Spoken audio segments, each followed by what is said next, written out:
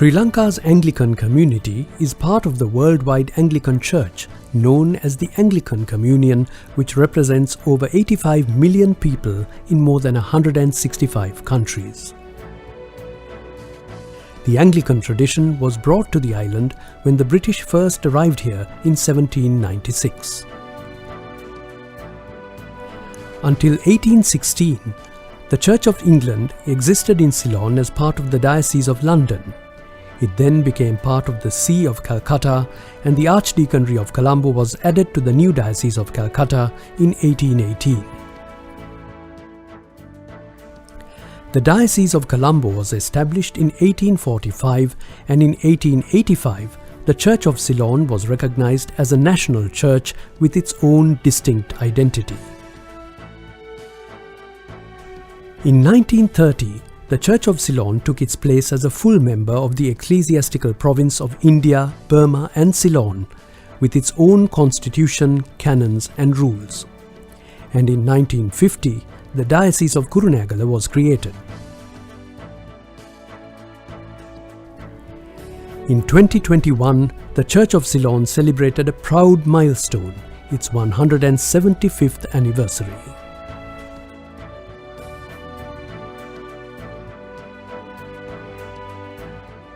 Though small in numbers, the Church of Ceylon has enjoyed good relations with other churches and other faith communities.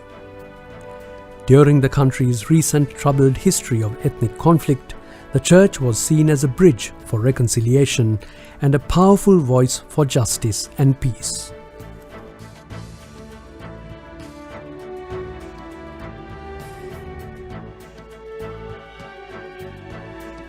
There are more than 150 Anglican churches scattered around the island. They can be found in the bustling urban townships, sleepy coastal villages and misty hill country estates. A colourful tapestry woven from different ethnicities and backgrounds. Catering to a wider community, church services are often multilingual, with worship incorporated in the Sinhala and Tamil languages.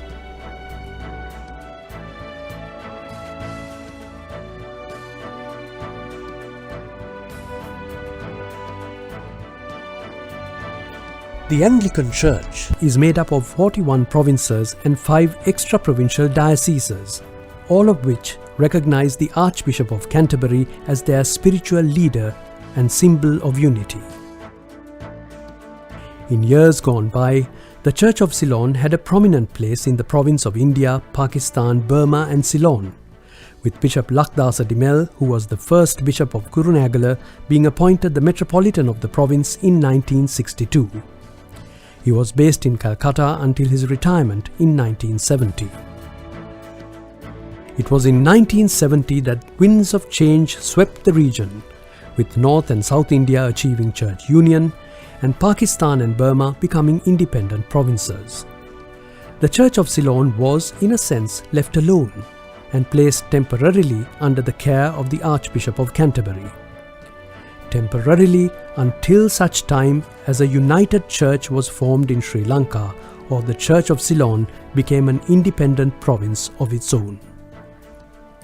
But that temporary arrangement has gone on for more than 50 years.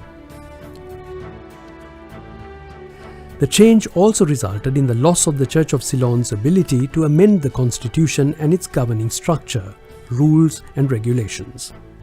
Thus, when the 1998 Church of Ceylon Incorporation Act was passed, it provided for the creation of a constitution for the church and the establishment of a General Assembly. The current constitution, adopted in 2007, was drafted in a manner that transition to a province would be relatively easy in legal terms. The Anglican Communion requires that to be recognized as an independent province of the Anglican Church, there should be 4 dioceses. However, the Archbishop of Canterbury, Justin Welby, and the Anglican Communion, taking note of the Church of Ceylon's history and particular challenges, made an exception and agreed to support the Church of Ceylon being recognized as a province with 3 or more dioceses.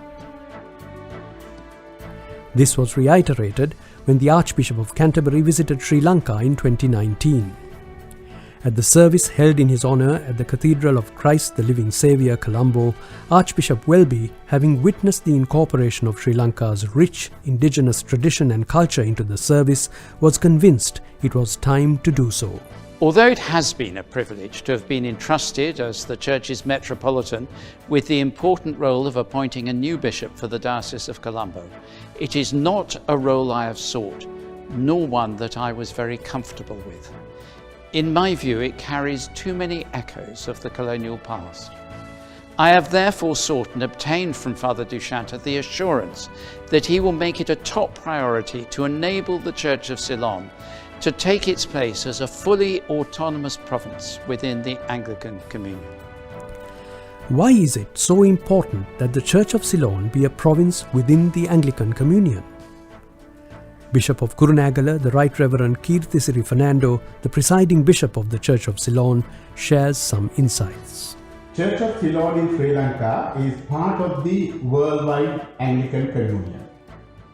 Anglican Communion functions on 4 instruments of this communion, namely the Archbishop of Canterbury, who is called in Latin Primus Inter Pares, first among equals, and ACC, Anglican Consultative Council, Primate Conference, and the Lambeth Conference.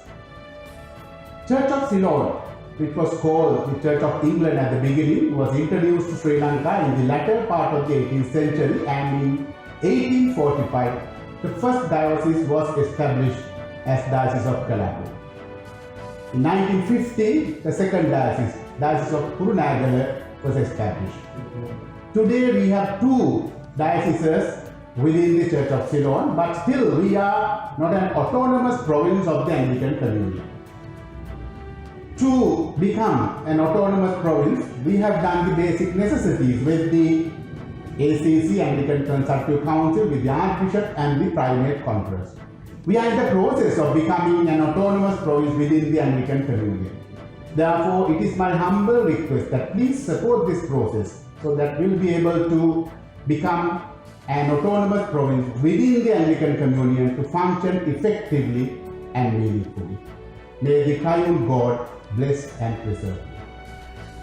There are 3 reports that explain the need for a province: the requirements for the establishment of a province, proposals for the creation of a 3rd diocese from within the territorial boundaries of the Diocese of Colombo, and options for the Church to consider in this respect. The first was the Church of Ceylon Commission report, chaired by the Reverend Dr. Rienzi Pereira. This came about in early 2016 after the General Assembly of the Church of Ceylon unanimously resolved to appoint a commission to recommend the changes that need to be brought about in order for the Church of Ceylon to more effectively and purposefully carry out its mission as a national church. The General Assembly called upon the Anglican Consultative Council to support the Church of Ceylon in its journey and in its efforts to become a full member of the Anglican Communion, taking into consideration its uniqueness, its position as a national church, its geographical situation, and its socio-economic circumstances. The Diocese of Colombo needs to set up more dioceses from within its existing boundaries in order to facilitate the process of the Church of Ceylon becoming a fully autonomous and independent province within the worldwide Anglican Communion. The Bishop of Colombo, Bishop Dushanta Rodrigo, is of the view that congregations and parishes be made fully aware of this journey that the Church of Ceylon and the Diocesan Council, Diocese of Colombo, is embarking on.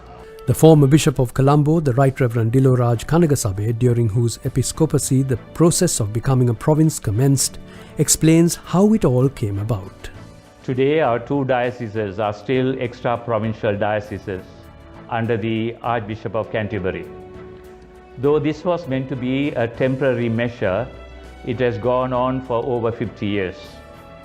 We don't have full membership in the decision-making bodies of the Anglican Communion, like the Anglican Consultative Council, ACC, and the Primates meeting. We can attend and speak at this for only on invitation, but can't hold any office. Another disadvantage of having an absent metropolitan is that the mission and the identity of the Church of Ceylon as a whole has not progressed much. The two dioceses carry out our own mission activities, but there is limited work together as the Church of Ceylon.